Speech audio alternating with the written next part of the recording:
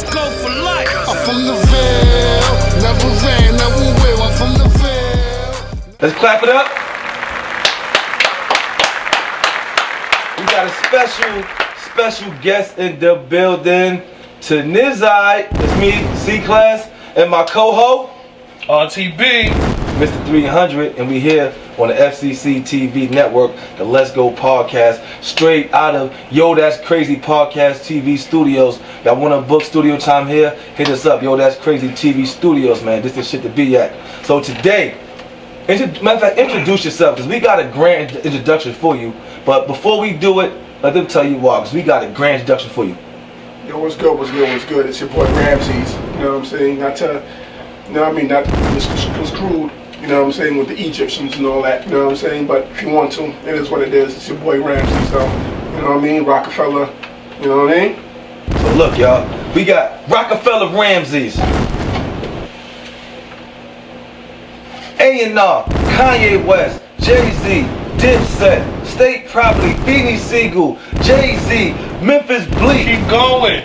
Who else? Oh, Beanie Siegel, PD Crack, Philadelphia Freeway, Skeeto and Sparks, Chris and Neat, the Young Guns, Kanye before you know him as Yeezy, Kanye West, the college dropout before he was even rapping.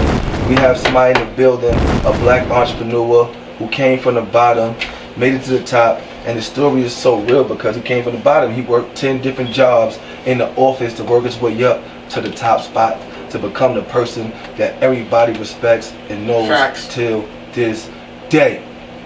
Facts, don't forget, co-produced Brooklyn, Uncle Murda. Oh, Fabulous, co-produced Jay. Brooklyn, Uncle Murda, Fabulous, and Jay. I told you Definitely. there's more. So look, last time we Facts. spoke about that, right? We got into the exact particulars of that. So we got a young artist in the building. We had interviewed earlier, and you co-produced that, but you had a little situation with the producer. Explain how does that work out when a producer says he produced it and you produced it, and what actually did you do for you to produce it? First of all, you know what I mean? Big shout out to Versatile, you know what I mean? He pretty much, you know, went to Def Jam with that beat, got it to Fabulous and all that, but when we was working on that beat, I pretty much called him up, and I had an artist prior, you know, I was working with, and I had an idea, and I was like talking to Versatile, and I was like, yo, I need a beat. I want you to use these old drums. I want you to put Biggie on the hook, like Brooklyn, what Brooklyn? I told him to do that. I told him, you know, these certain things, these specifics, I told him to do that.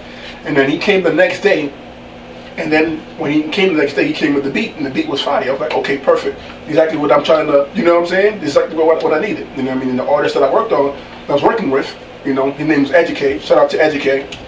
You know what I'm saying? He came, he dropped this little, you know, he did his 1-2 thing on the record, and then the following week or so, maybe a month, you know what I mean, the radio came on, and then that song was on the radio, and then I hear Fabulous and then Jay and Uncle Murda on the beat, and then it was out, you know, and pretty much it was just a little, you know, I guess you know, misunderstanding, you know. By the end of the day, it's all love to Versatile and all that good stuff, you know what I mean, but I definitely, you know, had my hands in that, you know what I mean, I played a little part in that beat right there in that song, and that's pretty much it, you know. But there's a lot when it comes to co-producing. When you co-producing, you know, you either come up with the idea, or you either in the studio with the producer, and then you're going together, you're going through the records together, whether it's a sampling a beat or a drum, whether you just hit the drum, and you're not even the producer, but you hit the drum and you come with a certain idea, all of it comes together in the specifics when it comes to a co-production, I guess, you know, if you want to look at it that way, yeah, pretty much. So in terms of co-producing, how important is it to actually get it documented versus just doing it? Because a lot of times we see when the song actually comes out, if you're not there to actually put your name on the paper, the person sometimes signs it themselves. How does that work? Well, you have to tell a person, or? I mean, of course, because, you know, I had to hit labels up, and, you know, I know a lot of execs, you know, so, and who was working on that album at that time was Lenny, and big shout out to Lenny, yes.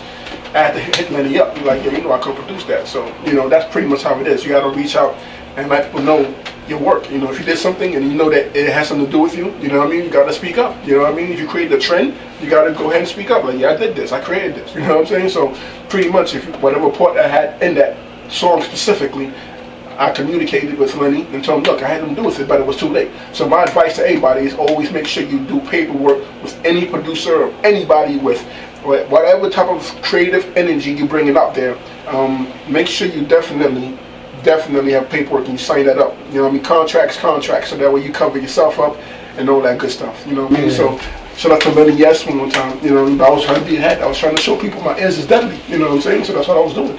That's how I was doing. That's how I got Can't Stop Won't Stop and a whole bunch of joints like Juelz Santana. You know that record, Juelz Santana. That record. Oh yeah, Santana. Yeah, I found that record too. You know what I'm saying? Hold on. You found that Santana record? Yeah, I found that. That's crazy because I was in the studio, office in the office. Homeboy came, dropped the beat in the CD. I forgot which that was, but he gave me the CD, and then beat came on. Cam walked in the office. Never ran, never will. I'm from the Ville. Never ran, never will. I'm from the Ville. Never ran.